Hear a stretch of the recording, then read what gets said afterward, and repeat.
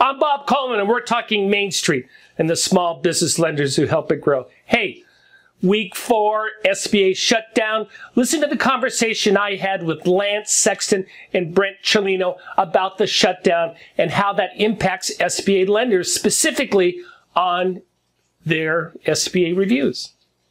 What's going on? Well, I think kind of talking from OCRM, give you everyone a little background. OCRM does have the ability to use what's called Know Your Money. So the review schedules are all being evaluated. So everyone that's been notified for reviews or think that they may be getting a par or a target or an on-site review, SBA is currently working to try to figure out, I believe, what they're going to do about those scheduling issues. I do know that they probably will have a challenge with the shutdown and putting personnel from SBA onto the review, so that may impact the on-site review schedule. But they, I think, are trying to work on a way, being that they have Know Your Money, to do PARs and target reviews. So I'm sure, not speaking for them, of course, I think they're working to try to figure out how to get information out to the lenders so that they can help educate them as to what the review schedule and timing is going to be as a result of the shutdown. Brent, do you see them calling back some people and classifying them as essential since the lenders are paying for these reviews? I think what they're doing right now is calling back a few people so that they can evaluate how to deal with the impact of the shutdown. So yes, I do think they're going to bring a few essential people in to come up with some solutions so they stay on target with their review schedule for the year. Brent, what was your personal experience in previous government shutdowns when you were at SBA? Well, usually 1 or 2 people in OCRM are deemed essential. And the other thing that we did back in the, Gene Hewlett days and such was we were able to make sure that there was a kind of allocation of Know Your Money. And Know Your Money meaning, and if you see some of the shutdown stuff, Know Your Money meaning that certain tasks in OCRM can continue to be done, not on appropriated funds. It's mostly the oversight part. But my experience is that we structured it so OCRM could continue to do essential services itself because they had Know Your Money options or availability. SBA 7A is losing. That's the wrong term. Is being delayed $90 million a day. The House Small Business Committee says that's 192 small business jobs that are also delayed. SBA 504 does, on an average, 117 loans a week, $100 million a week. Again, the same type of pain for Main Street as well as for lenders. Listen to this exchange. All right. Let's go to some stats. We put these out on Monday. I'm not going to read them all. They're on our website. But, Brent, the numbers are pretty devastating. Oh, the shutdown impacts? Yeah. Yes. Well, yes, and I mean, it just starts stacking up. So, what's going to be challenging is the lenders are going to have to, multitask, which is they're going to have to deal with whatever their review stuff is. They're going to have to start to deal with the borrowers, and then they have new people coming in. So it's really, I'm surprised there hasn't been more of a story with the subcommittees, pointing this out on the Hill. Well, I know Kim was talking. She's talking to Senator Cantrell, who's on the Senate Small Business Committee. I believe she still is. But now we're starting to get stories every day about how this is impacting small business. The Washington Post is running articles, Wall Street Journal.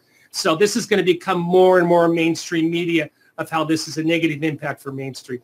Were you able to talk to Senator Cantrell, to Kim?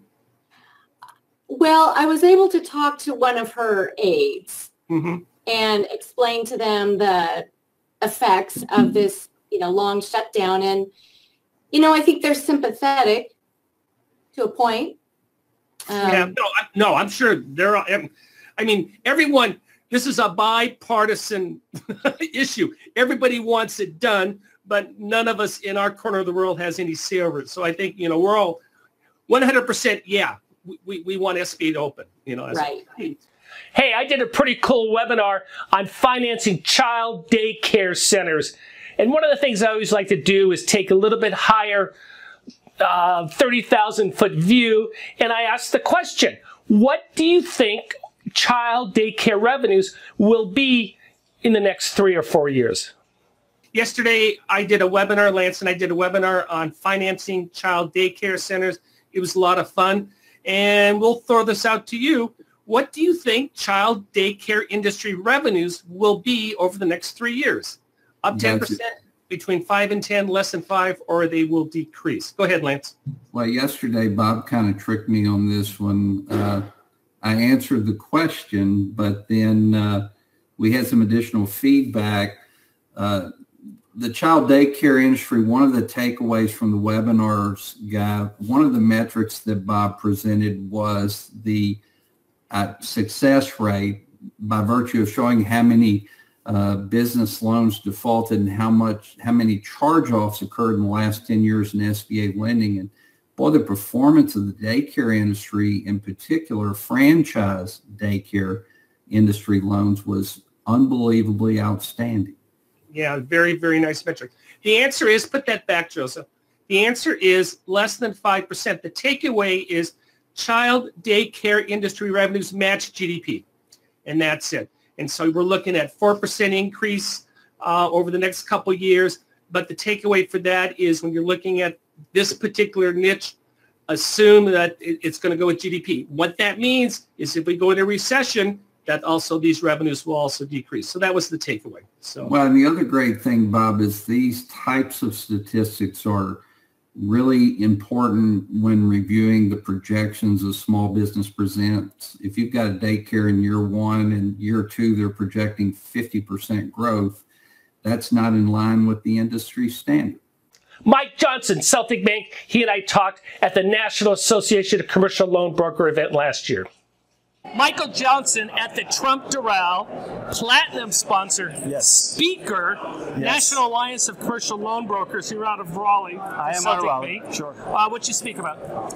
I spoke about, I used to be a broker and I became a banker. I talked about the differences of what it's like to present a deal and why the lender asked some of the questions they asked, right? That when I was a broker, I just didn't understand and try to push things through. But as a lender, there's a reason why we need a few items. So I discussed that, what the differences are and how to make it easier for both sides. Well, good for you. Yeah. And why are you here? I'm here on business development, right? Okay. That's my job. I want to do more business and deals. Not only that, I have a passion about educating anybody who wants to enter this business because I've been on both sides. So if I can help them do deals a little more efficiently, look for the right lenders, build relationships, that's a big part of it, right?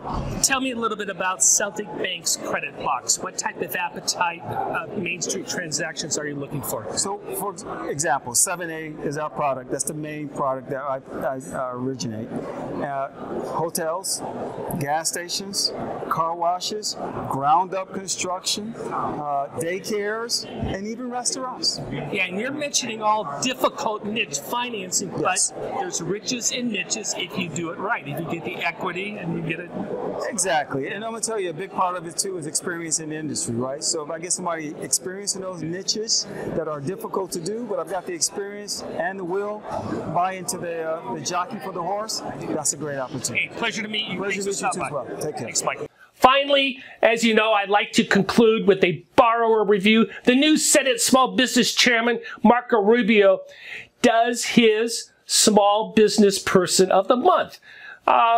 This is just Marco talking. We're not going to do that every week. But listen to this great story from Indian Pass Raw Bar and Oyster Bar in Florida. As chairman of the Senate's Committee on Small Business and Entrepreneurship this Congress, each week I'm going to be highlighting a small business in my home state of Florida that exemplifies the hard work and the dedication that embodies the American entrepreneurial spirit. And so this week it's my pleasure to honor Indian Pass Raw Bar of Port St. Joe in Gulf County, Florida as the Senate Small Business of the Week. Indian Pass Raw Bar traces its roots in the Florida Panhandle to a general store, the Indian Pass Trading Post, which was founded in 1903.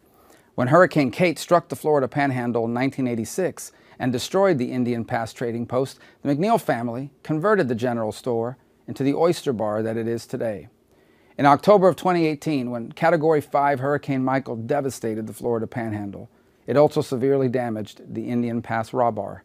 In the aftermath of the storm, The Indian Pass Raw Bar helped bring their fellow citizens together by offering emergency supplies to help their customers and to give back to the community they love.